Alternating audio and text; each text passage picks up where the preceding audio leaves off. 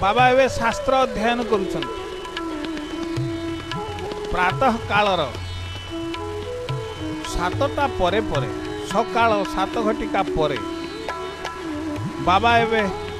शास्त्र अध्ययन रे प्रवृत्त रही शास्त्र निगूढ़ तत्व को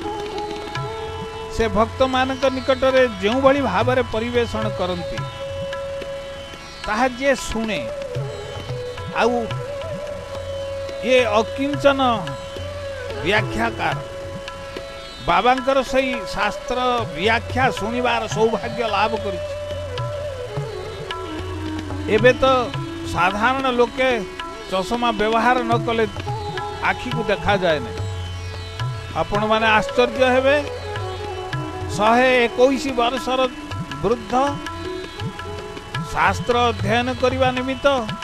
चषमार आवश्यकता करती नहीं सदा सर्वदा से अध्ययनरत समय मिलिला वेदांत सांख्य योग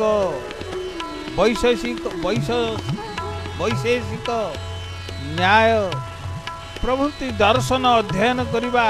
ये हूँ बाबांकर